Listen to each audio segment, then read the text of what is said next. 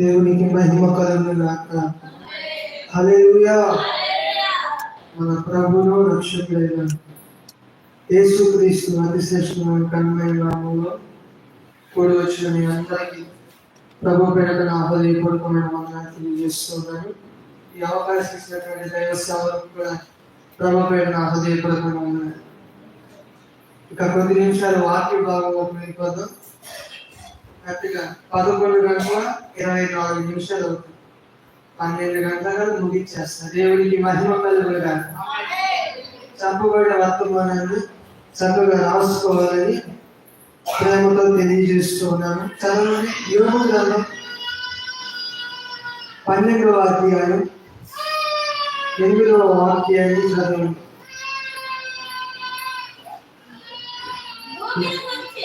భూమిని కూర్చి ధ్యానించిన ఎడల అది నీకు బోధించును, సముద్రములోని చేపలను సముద్రంలోని చేపలు నీకు దాన్ని వివరించును. దేవుడికి మహిమ కలుగును గాక. భూమిని కూర్చి ధ్యానించిన ఎడల అది నీకు బోధించును, సముద్రంలోని చేపలు నీకు వివరించు. సముద్రంలోని చేపలు వివరించేది ఏంటంటే మనకి అనుకుంటున్నా, ఇప్పుడు మనకి పాటలు నడపబోయేది చేపలు. దేవునికి మహిమ కలుగును గాక. ఈ లోకానుసారంగా మనకి చేపలు తెలుసు. ఏ చేపలు తెలుసు చెప్పండి. చేపల రకాలు ఏంటి చెప్పండి అక్క. కొరమేను, బొచ్చ, రాగండి, ఇవన్నీ తెలుసు మనకి. కానీ బైబిల్లో ఉన్నటువంటి చేపలు ఏంటో అవి మనకి ఏ పాఠాలు నేర్పిస్తున్నాయో ఒక 4 చేపలని నేను మీకు తెలియజేస్తా. దేవునికి మహిమ కలుగును గాక. ఆ చేపలే ఇప్పుడు మీకు ఏం బోధిస్తాయో ఏం వివరిస్తాయో వినండి. దేవునికి మహిమ కలుగును గాక. చదవండి. మొదటి చేప మత్తయి సువార్త 17వ అధ్యాయం 27వ వాక్యాన్ని చదవండి. మత్తయి సువార్త 17వ అధ్యాయం 27వ వాక్యం చదవండి. 17వ అధ్యాయం 27వ వాక్యం.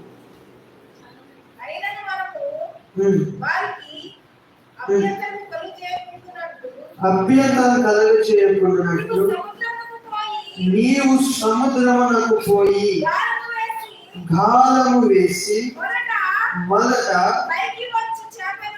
పైకి వచ్చు చేపలు పట్టుకొని దాని నోరు తెరచిన కదా ఒక షెకెలు దొరుకున్న. దేవునికి మహిమ కలుగును గాక.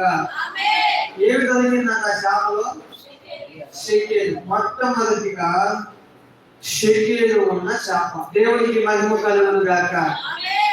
షెకెలు అనగా వాక్యానికి సాదృశ్యం. దేవునికి మహిమ కలుగును గాక. షెకెలు అనగా దేనికి సాదృశ్యం? వాక్యానికి సాదృశ్యం. ఇప్పుడు ఆ చేప మనకి ఏం తెలియజేస్తూ ఉంది అంటే వాక్యాన్ని కలిగి ఉందని తెలియజేస్తుంది. దేవునికి మహిమ కలుగును గాక. సముద్రంలోని చేపలు నీకు వివరిస్తున్నాయి. ఏం వివరిస్తున్నాయి? ఇదిగో వాక్యం కలిగి ఉన్నమని వివరిస్తున్నాయి. దేవునికి మహిమ కలుగును గాక. మొట్టమొదటిగా షెకెలు కలిగిన చేప. షెకెలు అనగా వాక్యానికి సాదృశ్యం. ఈరోజు చాలా మంది జీవితాల్లో ఏం కలిగి ఉండట్లేదు? దేవుని యొక్క వాక్యాన్ని కలిగి ఉండట్లేదు. ఆ దేవుని వాక్యాన్ని సరిగ్గా వినడం లేదు. అందుకే దేవుని వాక్యాన్ని వినేవారంగా ఉండాలి. దేవునికి మహిమ కలుగును గాక. ఈ వాక్యం దేనికయ్యా? ఈ వాక్యం దేనికి? ఎందుకు ఈ వాక్యం వినాలి అంటే చదవండి. కీర్తన గ్రంథం 37వ కీర్తన 31వ వాక్యాన్ని చదవండి. దేవుని ధర్మశాస్త్రము వారి హృదయంలో ఉన్నది, వారి అడుగులు చాలవు. దేవునికి మహిమ కలుగును గాక. వారి హృదయంలో ఏముందంట? మాట్లాడండి. ధర్మశాస్త్రము దేవుని వాక్యము వారి హృదయాల్లో ఉంది కాబట్టి వారి అడుగులు జారవు. ఈరోజు అందుకే మొదటి చేప, షెడ్యూల్ కలిగిన చేప, వాక్యం కలిగి ఉన్న చేప నీకు బోధిస్తుంది ఏంటి అంటే, నీకు వివరిస్తూ ఉంది ఏంటంటే, వాక్యము కలిగి నీవు ఉండాలి. దేవునికి మహిమ కలుగును గాక. ఎందుకు నీవు వాక్యం కలిగి ఉండాలి అంటే, ఆ వాక్యము నీలో ఉంటే నీ అడుగులు జారవు. దేవునికి మహిమ కలుగును గాక. అనేక మంది పాపాలు పడిపోతున్నారు, అనేక మంది లోకానుసారమైన కార్యక్రమాల్లో పడిపోతున్నారు.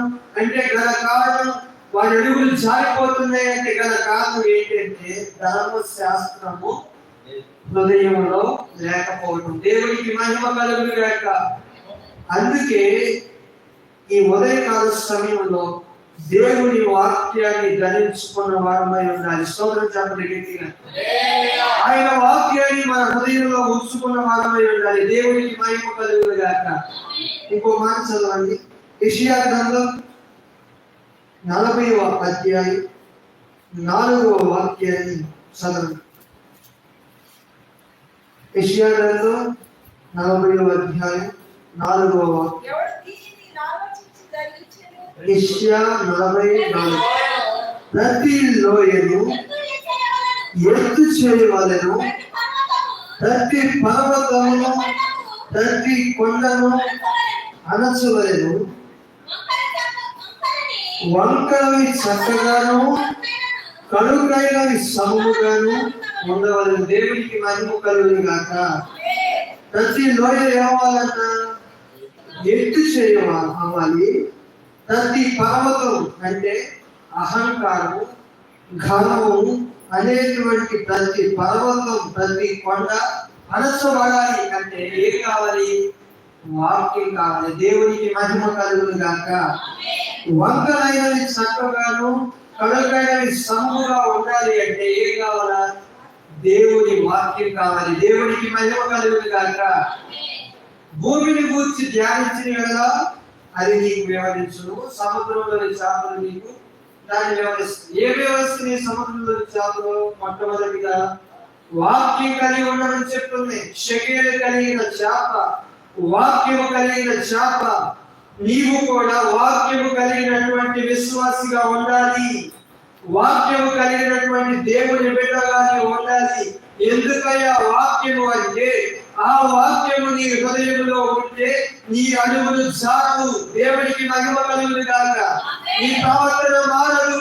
లోకానుసారమైన కార్యక్రమాల్లో నీవు కొనసాగవు. పాపము బ్రతుకుల్లో బ్రతకవు. పాపపు జీవితంలో జీవించవు. నీవు జీవించకుండా పాపపు మార్గాల్లో నడవకుండా నీవు ఉండాలి అంటే దేవుని వాక్యము నీవు కలిగి ఉండాలి. దేవునికి మహిమ కలుగును గాక. నీ జీవితంలో ఉన్న వంకరి స్థితి సరిచేయబడాలి అంటే, పర్వతము కొండ అనేటువంటి గర్వము అణచబడాలి అంటే దేవుని వాక్యము కావాలి. దేవునికి మహిమ కలుగును గాక. చాలా మంది ఆ వాక్యాన్ని కోల్పోతున్నారు. ఆ వాక్యానుసారమైనటువంటి అనుభవంలో నడిపించబడలేకపోతున్నారు. దేవుని సంగమా, ఈరోజు మొట్టమొదటి చేప, షెకేలు కలిగిన చేప, వాక్యం కలిగిన చేప నీకు బోధిస్తుంది. వాక్యం కలిగి ఉండదు. ఆ వాక్యం లేకపోతే నీ జీవితంలో నీ అడుగులు జారిపోతాయి. నీవు పాపములో పడిపోతావు. దేవునికి అయోగ్యుడిగా మార్చబడతావు. దేవుని యొక్క ప్రసన్నతకు నీవు దూరం అయిపోతావు. నీవు దేవుని వాక్యాన్ని కలిగి ఉన్నటువంటి బిడ్డగా ఉండాలి. దేవుని వాక్యాన్ని నీ హృదయంలో ఉంచుకోవాలి. నీ ఒక్కడే నీ అడుగులు సాగకుండా దేవునికి ఇష్టమైనటువంటి బిడ్డగా మార్చబడతావు. దేవునికి మహిమ కలుగును గాక. చెప్పండి. మొట్టమొదటి చేప ఏ చేప? షెకేలు కలిగిన చేప. షెకేలు అనగా వాక్యం. మనం కూడా వాక్యం కలిగి ఉండాలి. దేవునికి మహిమ కలుగును గాక. రండి రెండో మాట కండి. యోహాను సువార్త 21వ అధ్యాయం 9వ వాక్యాన్ని చదవండి. దిగి దరికి రాగానే అక్కడ ఎక్కడ ఉంచబడిన చేప? నిప్పుల మీద ఉంచబడిన చేప. దేవునికి మహిమ కలుగును గాక. మొట్టమొదట ఏమో షెకెల్ కలిగిన చేప, రెండేమో నిప్పుల మీద ఉంచబడిన చేప. నిప్పుల మీద ఉంచబడిన చేప అనగా, నిప్పులు అనగా పరిశుద్ధాత్మకు సాదృశ్యం. దేవునికి మహిమ కలుగును గాక. ఆ చేప ఎక్కడ ఉందంట? నిప్పుల మీద ఉంచబడింది. ఇప్పుడు మనం ఎక్కడ ఉండాలి? పరిశుద్ధాత్మలో, పరిశుద్ధాత్మ అనుభవం కలిగి ఉండాలి. దేవునికి మహిమ కలుగును గాక. ఈరోజు చాలా మంది జీవితాల్లో దేవుని యొక్క ఆత్మను కలిగి ఉండటం లేదు, పరిశుద్ధాత్మ అనుభవం కలిగి ఉండట్లేదు. పరిశుద్ధాత్మ ఎందుకు కలిగి ఉండాలి అంటే, ఆ ఆత్మని ఎందుకు పొందుకొని ఉండాలి అంటే, చదవండి 1 కొరింథీ పత్రిక 2వ అధ్యాయం 15వ వాక్యంలో ఒక మాట ఉంది. 1 కొరింథీ పత్రిక 2వ అధ్యాయం 15వ వాక్యంలో ఒక మాట ఉంది. చూడండి, పరిశుద్ధాత్మ సంబంధమైనటువంటి వాడు అన్నిటిని వివేచించుకుంటాడు. అతడు ఎవరి చేతనైనను వివేచింపబడు. దేవునికి మహిమ కలుగును గాక. ఎందుకు కావాలి పరిశుద్ధాత్మ? పరిశుద్ధాత్మ కలిగిన వాడు అన్నిటిని వివేచించుకుంటాడంట. వాడు ఏ మార్గంలో వెళుతున్నాడు, వాడు వెళుతుంది సరైన మార్గమా కాదా, ఏ మార్గంలో వాడు కొనసాగుతున్నాడని అన్నిటిని వివేచించుకుంటాడు. ఒకరి చేత వాడు చెప్పించుకోండి. దేవునికి మహిమ కలుగును గాక. ఎవరో ఆత్మ సంబంధమైన వాడు. అందుకే 2వ చేప నిప్పుల మీద ఉంచబడిన చేప అనగా పరిశుద్ధాత్మకు సాదృశ్యం. నీవు కూడా పరిశుద్ధాత్మ అనుభవంలో ఉండాలి. ఎందుకు అంటే, పరిశుద్ధాత్మ కలిగి ఉంటే నీవు కూడా అన్నింటినీ ఏం చేస్తావు? వివేచించుకుంటా.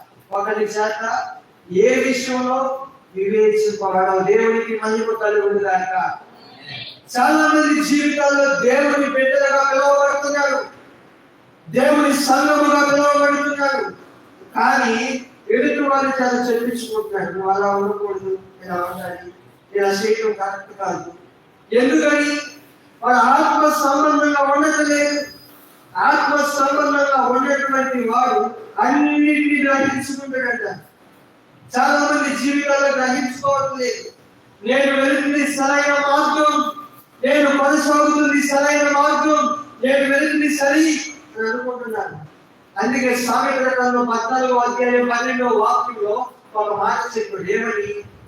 ఒకరికి సరైనదిగా కనపడు మార్గం కలదు, అది కొడుకు మరణానికి దారితీస్తుంది. చదవాలి. సామెతలు 14:12. ఒకరి ఎదుట సరి అయినదిగా కనపడు మార్గం కలదు, అయితే కొడుకు అది ఎక్కడికి ద్రోవ తీస్తుందంట? మరణానికి ద్రోవ తీస్తుంది. వాడు ఏమనుకుంటున్నాడు? నేను వెళుతుంది సరైన మార్గమే అనుకుంటున్నాడు. కానీ అది ఎక్కడికి తీసుకెళ్తుంది? మరణానికి తీసుకెళ్తుంది. అటువంటి విధంగా మనం ఉండకూడదు. అంటే నీవు వెళుతుంది సరైన మార్గమో కాదని నీవు వివేచించుకోవాలి అంటే ఆత్మ సంబంధమైన బిడ్డగా ఉండాలి. దేవునికి మహిమ కలుగును గాక. పరిశుద్ధాత్మ అనుభవం కలిగి ఉండేది. నీవు ఎప్పుడైతే పరిశుద్ధాత్మ కలిగి ఉంటావో, పరిశుద్ధాత్మ అనుభవంలో నీవు ఉంటావో, నీవు అన్నిటిని గ్రహించుకుంటావు, అన్నిటిని వివేచించుకుంటావు. దేవునికి మహిమ కలుగును గాక. ఒకరి చేత వివేచించుకునే పరిస్థితిలో ఉండవు. నీ జీవితంలో నువ్వు ఏది కోల్పో. సరైనదిగా కనపడు మార్గం ఎవరు వెళ్ళేది వాడికి సరిగానే కనపడతారు. నేను వెళుతుంది నాకు సరి అనుకుంటా, నువ్వు వెళ్ళేది నువ్వు సరి అనుకుంటావు. కానీ అది సరిగా ఉండదు. అది ఎప్పుడు సరిగ్గా ఉండదంటే దేవుని ఎదుట నీవు కూర్చొని ప్రభు దగ్గర అడిగితే నువ్వు వెళుతుంది సరైనగా కాదని ప్రభు తెలియజేస్తాడు. దేవునికి మహిమ కలుగును గాక. అందుకే నువ్వు ఆత్మ సంబంధమైన వ్యక్తిగా నీవు ఉండాలి. నువ్వు ఆత్మ సంబంధమైన సంగతులు నీవు గ్రహించాలి అంటే నువ్వు ఎలా ఉండాలంటే ఆత్మ సంబంధమైన బిడ్డగానే ఉండాలి. అదే వారిని కొరింథీ పత్రిక 2వ అధ్యాయం 13-14 ఉంటుంది. చూడండి, ప్రకృతి సంబంధి అయిన మనుషులు దేవుని ఆత్మ విషయాన్ని గ్రహించగలుగుతారు. ప్రకృతి సంబంధమైన మనుషులు 14 మొదటి కొరింథీ పత్రిక 2వ అధ్యాయం 14వ వాక్యం చూడండి. ప్రకృతి సంబంధమైన మనుషుడు ప్రకృతి సంబంధమైన మనుషులు దేవుని ఆత్మ విషయములను దేవుని యొక్క ఆత్మ విషయాలని అంగీకరింపరు. వాడు అంగీకరించడు. అవి అతనికి వ్యక్తితనంగా ఉంటాయి. దేవునికి మహిమ కలుగును గాక. ఆత్మ సంబంధమైన విషయాలని ప్రకృతి సంబంధమైన వ్యక్తి అంట అంగీకరించడం. అవి అతనికి ఎలా ఉంటాయంట? వ్యక్తితనంగా ఉంటాయి. నీ జీవితంలో కూడా నీవు పరిశుద్ధ ఆత్మ అనుభవం లేదనుకో, నీవు ప్రకృతి సంబంధమైన వ్యక్తులని అర్థం. ప్రకృతి సంబంధమైన వ్యక్తి దేవుని యొక్క ఆత్మ విషయాన్ని వాడు గ్రహించలేదు. అవి అతనికి వ్యభిచారంగా ఉంటాయి. నీవు ప్రకృతి సంబంధమైన వ్యక్తిగా కాదు ఉండాల్సింది, ఆత్మ సంబంధమైన వ్యక్తిగా నీవు ఉండాలి. దేవునికి మహిమ కలుగును గాక. నీవు ఆత్మ సంబంధమైన వ్యక్తిగా నీవు కొనసాగాలి. ఈ రోజు నీకు రెండవదిగా చేప నీకు ఏం బోధిస్తుందంటే, నిప్పుల మీద ఉంచబడిన చేప అనగా పరిశుద్ధాత్మలో ఉంచబడిన చేప. నీవు కూడా పరిశుద్ధాత్మను కలిగి ఉండాలి. నీవు ఆ పరిశుద్ధాత్మను కలిగి ఉంటే అన్నిటిని నీవే వివేచించుకుంటావు. ఒకరి చేత నీవు వివేచింపబడవు. దేవునికి మహిమ కలుగును గాక. ఇప్పుడు ఈ 2 చేపలు చెప్పా. మొట్టమొదటి చేప షెకెల్ కలిగిన చేప అనగా వాక్యం కలిగిన చేప. 2 నిప్పుల మీద ఉంచబడిన చేప అనగా పరిశుద్ధాత్మకు సాదృశ్యం. ఇక 3వ చేప మత్తయి సువార్త 14వ అధ్యాయం 16వ వాక్యం నుంచి యేసు వారు వెళ్ళనక్కర్లేదు, మీరే వారికి భోజనం పెట్టి వెళ్ళి వారితో చెప్పగా. ఓకే, కంటిన్యూ చేయండి. చెప్పగా వారు, ఇక్కడ మన యొక్క 5 రొట్టెలు 2 చేపలను తప్ప మరేమీ లేదని ఆయనతో చెప్పారు. అందుకు ఆయన వాటిని నా యొక్కకు తేండని చెప్పి పచ్చిక మీద కూర్చున్నాడు జనులకు ఆజ్ఞాపించి ఆ 5 రొట్టెలు చేతిలో పట్టుకొని ఉన్నాడు. దేవునికి మహిమ కలుగును గాక.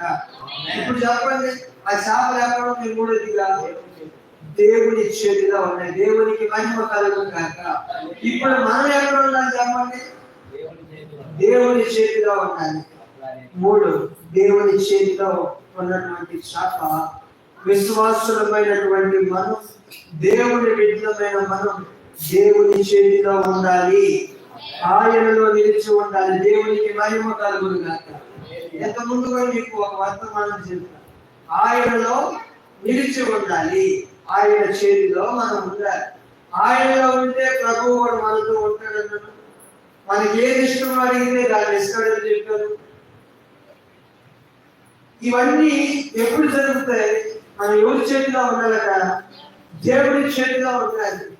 చాలా మంది జీవితాలలో లోకానుసారమైనటువంటి కార్యక్రమాల్లో, లోకానుసారమైన విషయాలలో ముందుకు కొనసాగుతున్నారు, కానీ దేవుని దగ్గరకు వచ్చేసరికి సమయాన్ని హెచ్చరిస్తుంది. 3వదిగా చేప ఎక్కడ ఉంది? దేవుని చేతిలో ఉంది. నీవు కూడా దేవుని చేతిలో ఉండాలి. దేవునికి మహిమ కలుగును గాక. ఉండాల్సింది సినిమా హాల్లో కాదు, సినిమాలు చూస్తూ కాదు, లోకానుసారమైనటువంటి కార్యక్రమాల్లో కాదు. నీవు ఉండాల్సింది ఎక్కడ ఉండాలి? దేవుని చేతిలో ఉండాలి. ఆయన చేతిలో ఉంటే ఏదైనా కోరుకుంటుందా మన జీవితంలో? చెప్పండి. ఆయన చేతిలోనికి రాకుండా, ఆయన చేతిలోనికి నీవు రాకుండా, ఆయన మార్గంలోనికి నీవు రాకుండా కార్యాలు చూడాలి అంటే నువ్వు ఎలా చూడగలుగుతావు? 5 రొట్టెలు 2 చేపలు, అంతేనా? ఎంతమందికి పంచిపెట్టారు? అది దేవుని చేతిలో రాబట్టే కదా అంత విస్తారంగా ఆశీర్వదించబడింది. ఈరోజు నీ నా జీవితాలు కూడా దేవుని చేతిలోనికి రాగలిగితే అంత విస్తారంగా మనము మన కుటుంబాలు ఆశీర్వదించబడతాం. దేవునికి మహిమ కలుగును గాక. దేవుడి చేతిలో ఉండే అనుభవం కావాలి. ఆయనలో నిలిచి ఉండే అనుభవం కావాలి. లోకంలో కాదు నిలిచి ఉండాల్సింది, లోకానుసారమైన పరిస్థితుల్లో కాదు నిలిచి ఉండాల్సింది. మనము నిలిచి ఉండాల్సింది దేవుని సన్నిధిలోనే దేవునికి మహిమ కలుగునుగా. మూడో చేప అదే బోధిస్తుంది. దేవుని చేతిలో ఉంచబడ్డ చేప నువ్వు నేను కూడా దేవుని చేతిలో ఉండాలి. దేవునికి మహిమ కలుగునుగా. నువ్వు దేవుడి చేతిలోనికి రాగలిగితే దేవుడు నిన్ను ఒక రూపుదిద్దగలడు. కొమ్మరి వాడిని చూసుకోండి, మట్టిలో నుంచి జగట మట్టిని వేరు చేస్తుంది.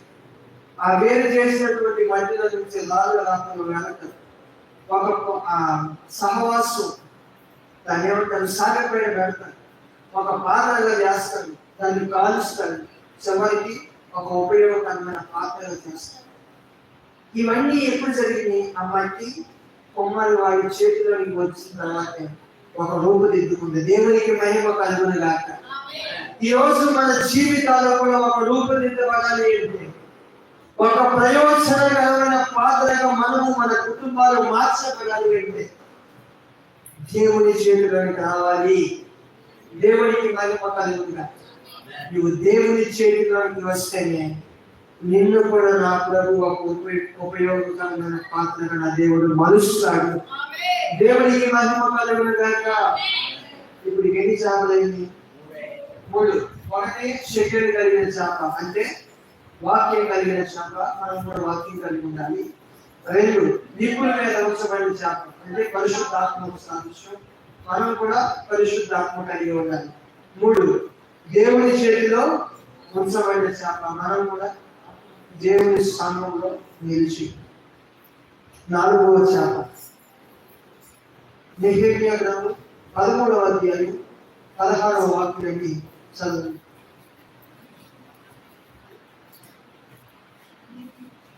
నెహెమ్యా 13వ అధ్యాయం 16వ వాక్యం.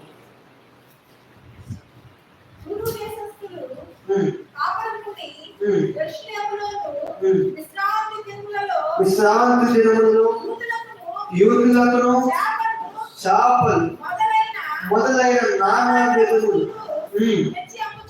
తెచ్చి ఏం చేస్తున్నారట? అమ్ముతున్నాడు. దేవునికి మహిమ కలుగును గాక. చేపలు ఏం చేస్తున్నారట? అమ్ముతున్నారు. 4వ చేప అమ్మబడుతున్నటువంటి చేప. దేవునికి మహిమ కలుగును గాక. ఇప్పుడు మనం ఏం చేయాలి చెప్పండి? అమ్మబడాలి. ఎక్కడి నుంచి?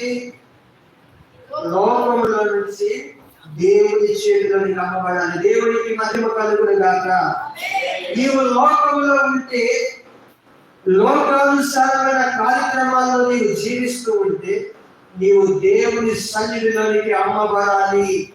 దేవునికి మహిమ కలుగును గాక. నేను ఇంకా లోకానుసారమైన కార్యక్రమాల్లోనే ఉంటాను, లోకానుసారమైన క్రియలు చేస్తూనే బ్రతుకుతానంటే కాదు. 4వ చేప నీకు ఏం బోధిస్తుంది అంటే, నీవు లోకములో నుంచి దేవుని సన్నిధికి అమ్మబడాలి. దేవునికి మహిమ కలుగును గాక. అమ్మబడితే ఏం జరుగుతుందో చూడండి. కీర్తన గ్రంథం 16వ అధ్యాయం 11వ వాక్యం చదవండి. దేవుని చేతికి అమ్మబడితే ఏం జరుగుతుంది? కీర్తన గ్రంథం 11వ అధ్యాయం 16వ అధ్యాయం 11వ వాక్యం. జీవ మార్గమును నీవు నాకు తెలియజేస్తూ నీ సన్నిధిని సంపూర్ణమైన సంతోషం కలదు. నీ కుడి చేతిలో దేవునికి మహిమ కలుగును గాక. ఇదిగో, నీవు లోకములో నుంచి దేవుని చేతికి నీవు అమ్మబడితే, దేవుని సన్నిధికి నీవు అమ్మబడితే, నా ప్రభు అట నీకు జీవ మార్గాన్ని తెలియజేస్తుందంట. దేవునికి మహిమ కలుగును గాక. ఆయన సన్నిధిలో ఉన్నటువంటి సంపూర్ణమైన సంతోషాన్ని కలుగజేస్తాడట. దేవునికి మహిమ కలుగును గాక. ఆయన కుడి చేతిలో ఉన్నటువంటి సుఖాన్ని నీవు అనుభవించేటట్టుగా నా ప్రభు చేస్తాడు. ఇప్పుడు లోకంలో ఉంటే కాదు, లోకంలో నుంచి నువ్వు దేవుని సన్నిధికి అమ్మబడినప్పుడు నా ప్రభు నీకు జీవ మార్గాన్ని తెలియజేస్తాడు. జీవ మార్గంలో నిన్ను నడిపిస్తాడు. ఆయన సన్నిధిలో ఉన్న సంపూర్ణమైన సంతోషాన్ని నీకు ఇస్తాడు. ఆయన చేతిలో ఉన్నటువంటి సుఖ సంతోషాలను నీవు అనుభవిస్తావు. దేవునికి మహిమ కలుగును గాక. చెప్పండి, మనం అమ్మబడాలి. అక్కడ నుంచి లోకంలో నుంచి దేవుని సన్నిధికి అమ్మబడాలి. ఈ లోకంలో నుంచి దేవుని సన్నిధికి అమ్మబడితే ప్రభు జీవ మార్గాన్ని తెలియజేస్తాడట. ఆయన సన్నిధిలో ఉన్న సంపూర్ణమైన సంతోషాన్ని మనం కలగజేస్తాడట. ఆయన చేతిలో ఉన్నటువంటి నిత్య సుఖ సంతోషాలను మనం అనుభవిస్తున్నాం. మరి అమ్మబడినటువంటి మనం, దేవుని చేతిలోనికి వచ్చినటువంటి మనం ఎలా ఉండాలో ఒక్క విషయాన్ని చెప్పి వర్తమానాన్ని ముగిస్తాం. చదవండి 2వ పేతురు 3వ అధ్యాయం 11వ వాక్యాన్ని చదవండి. ఇవన్నీ ఇట్లు లయమైపోవునని కనుక ఆకాశములో రౌలుకొని లయమైపోవునట్టు పంచభూతంలో మహావేగంతో కరిగిపోవునట్టు దేవుని దినపు రాకడ వరకు కనిపెట్టుచు దానిపై ఆశతో వేగిరపడుచు ఆపేక్షించు మీరు పరిశుద్ధమైన ఇవ్వండి. అమ్మబడినటువంటి మీరు, లోకముల నుంచి దేవుని సన్నిధికి అమ్మబడినటువంటి మీరు పరిశుద్ధమైన ప్రవర్తనతోనూ భక్తితోనూ ఎంతో జాగ్రత్త గల వారై ఉండవలెను. దేవునికి మహిమ కలుగును గాక. ఎలా ఉండాలంటే, లోకముల నుంచి దేవుని సన్నిధికి అమ్మబడిన నీవు పరిశుద్ధమైన ప్రవర్తన కలిగి ఉండాలి. నిజమైనటువంటి భక్తి కలిగి ఉండాలి. ఎంతో జాగ్రత్తగా మనం కొనసాగాలి. పరిశుద్ధమైన ప్రార్థన. పరిశుద్ధత లేనిదే ప్రభువుని ఎవరు చూడలేదని దేవుని వాక్యం సెలవిస్తుంది. హృదయ శుద్ధి గలవారే ధన్యులు, వారే ప్రభుని చూస్తారని తెలుస్తుంది దేవుని వాక్యం తెలియపరుస్తుంది. మనం పరిశుద్ధత కలిగి ఉండాలి. దేవుని సన్నిధికి అమ్మబడిన నీవు, లోకముల నుంచి దేవుని చేతికి అమ్మబడిన నీవు పరిశుద్ధమైన ప్రవర్తన కలిగి ఉండాలి. దేవునికి మహిమ కలిగి ఉండాలి. నాణ్యమైన భక్తి కలిగి ఉండాలి. మనమందరము పరిశుద్ధమైన ప్రవర్తనతో నడుచుకుందుము గాక. నిజమైన భక్తిలో మనము ముందుకు కొనసాగుదుము గాక. చెప్పండి, ఈ లోకంలో నుంచి అమ్మబడిన మనం ఎలా ఉంటారంట? పరిశుద్ధమైన ప్రవర్తనతో భక్తితో ఎంతో జాగ్రత్త కలిగిన వారమై ఉండాలి. దేవుడికి మహిమ కలుగును గాక. అయిపోయినా 4 శాపలు చెప్పండి. మొట్టమొదటి శాప ఏంటి? షకేలు కలిగిన శాప, అంటే వాక్యం కలిగిన శాప. మనం ఎలా ఉండాలి? వాక్యాన్ని ధరించుకున్న వారమై, వాక్యం కలిగిన వారమై ఉండాలి. 2వ శాప నిప్పుల మీద ఉంచబడిన శాప, పరిశుద్ధాత్మకు సాదృశ్యం. పరిశుద్ధాత్మను పొందుకున్న వారమై ఉండాలి. ఎందుకు? పరిశుద్ధాత్మ కలిగిన వాడు అన్నిటినీ వివేచించుకుంటాడు. వాడు ఒకరి శాత వివేచింపబడదు కాబట్టి పరిశుద్ధాత్మ అనుభవం కలిగి ఉండాలి. 3, దేవుని చేతిలో ఉంచబడిన శాప. మనం కూడా దేవుని చేతిలో ఉంచబడితేనే ఆయన కార్యాలను మనం సరి చూడగలము. ఆఖరి కలిగి శాప అమ్మబడినటువంటి శాప. మనం ఎక్కడి నుంచి అమ్మబడాలి? లోకంలో నుంచి దేవుని సన్నిధికి అమ్మబడాలి. అమ్మబడితే ఏం జరుగుతుంది? ప్రభు జీవ మార్గాన్ని తెలియజేస్తారు. ఆయన సన్నిధిలో ఉన్న సంపూర్ణ సంతోషాన్ని కలగజేస్తారు. అమ్మబడిన మనం ఎలా ఉండాలి? పరిశుద్ధ ప్రవర్తనతో భక్తితో జాగ్రత్తగా ఉండాలి. ఈ చిన్న వాకులు మీ హృదయాల్లో ఫలింపచేసి నా ప్రభు ఫలభరితంగా మార్చును గాక. ఆమేన్.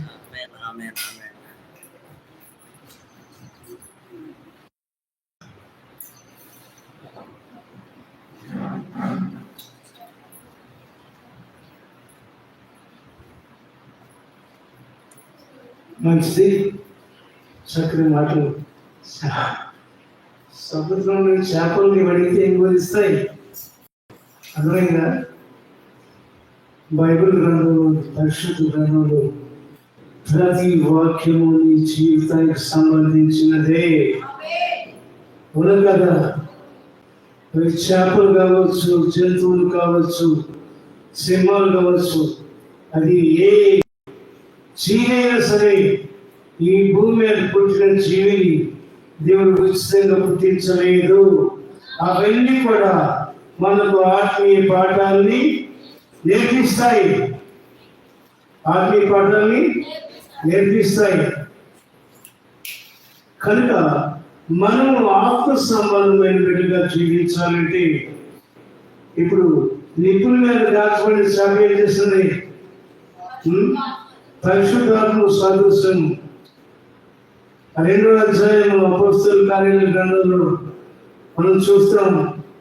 ఆకాశం నుండి 4 ముక్కలుగా విభాగించబడి భాషలతో మాట్లాడటం ప్రారంభించారు. పరిశుద్ధాత్మ శక్తి వారి మీదకి దిగి వచ్చింది.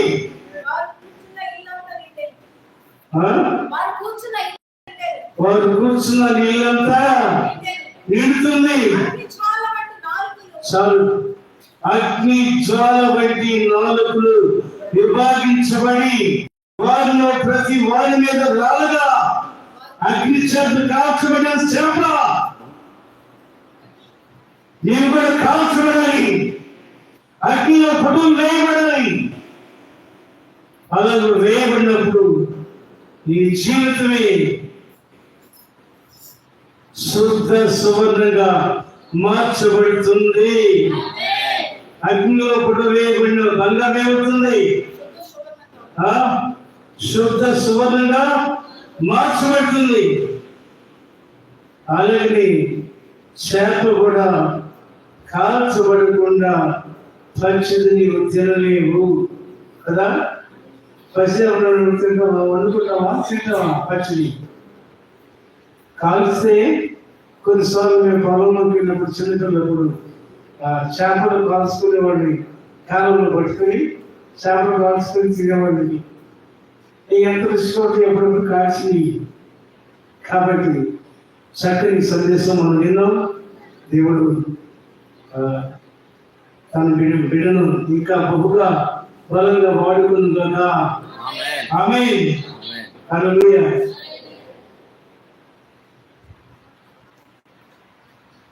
ప్రార్థన చేద్దాం.